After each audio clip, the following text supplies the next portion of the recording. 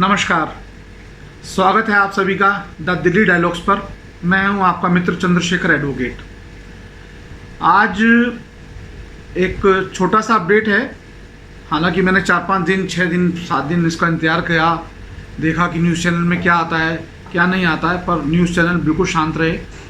Update है, waste Bengal में, पश्चिमी बंगाल में जो चुनाव के बाद जो हिंसा हुई है और जिसके बाद कलकत्ता हाई कोर्ट ने national human right commission NHRC मानवाधिकार आयोग को जांच के लिए कहा था। उसने जो अपनी रिपोर्ट दी है उसके बारे में 50 पृष्ठों की रिपोर्ट है, 50 पेजेस की। क्या कहती है ये रिपोर्ट, जानते हैं।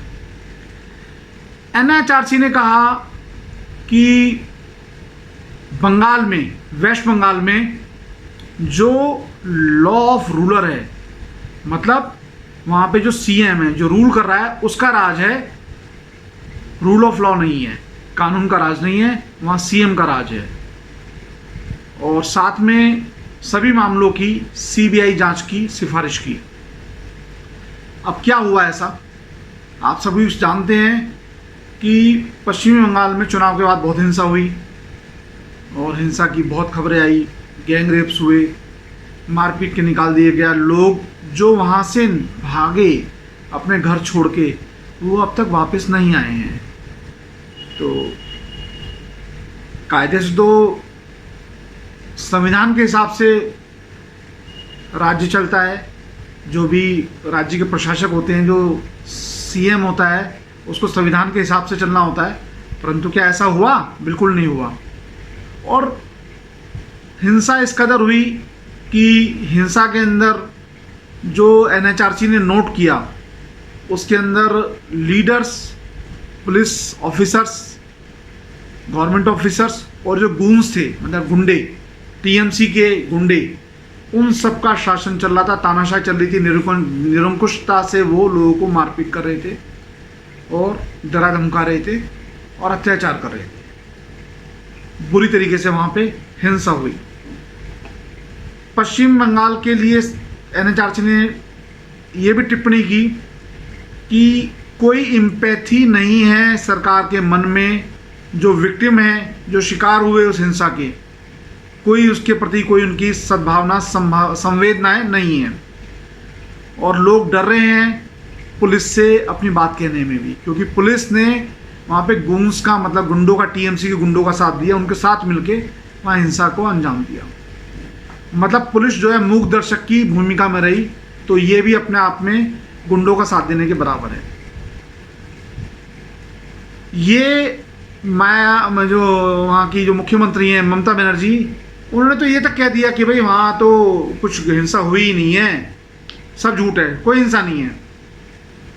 और ऐसा तो नहीं हुआ, हिंसा तो हुई ना।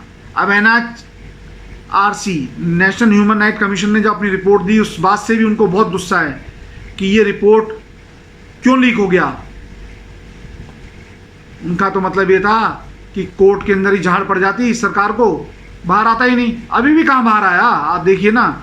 मैंने ये रिपोर्ट करीब 7-8 दिन हो गए आए हुए, मेरे ख्याल 10 दिन करीब हो गए हैं।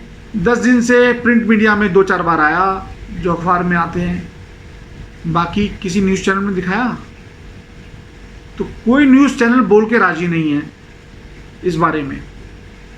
भाई क्यों ऐसे दोहरे मापदंड क्यों? इसका मतलब आप तो जो है न्यूज़ जो है, जो मीडिया है, उसको चौथा स्तंभ कहते हैं, 4th pillar of the democracy. तो क्या है ये?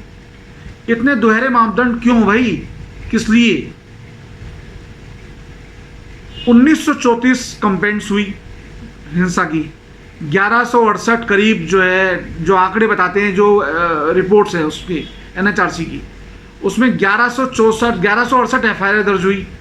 9304 लोगों के उसमें अंदर नाम शामिल हुए। केवल 1345 या 46 लोगों को अरेस्ट किया गया। 1000 मामले इतने हल्के थे, 1086 को थाने से बेल मिल गई।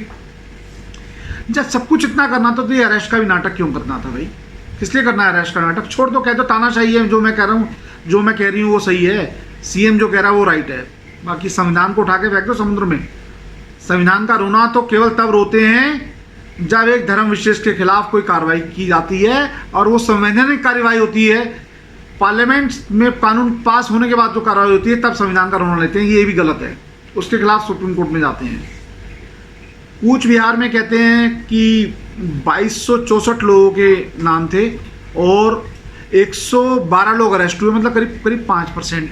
ऐसे ही बरुईपुर पीडी में 1356 थे और उसमें 12-14% लोग अरेस्ट हुए। वीरभूमि में 465 लोगों के नाम थे, 83 लोग अरेस्ट हुए और करीब 18-19%। बशीरहाट में 223 लोग के नाम थे, 39 लोग अरेस्ट हुए, 17 करीब परसेंटेज आता है। हावड़ा में जो है 147 लोगों के नाम थे और केवल 4 लोग अरेस्ट हुए, 3%।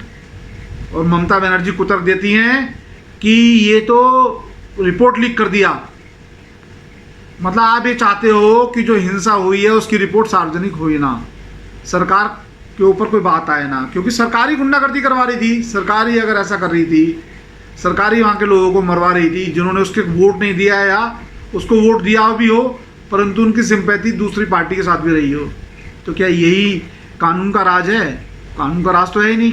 NHRC ने कह दिया अपने रिपोर्ट में कानून का राज नहीं है, वहाँ तो शासक का राज है, CM का राज है।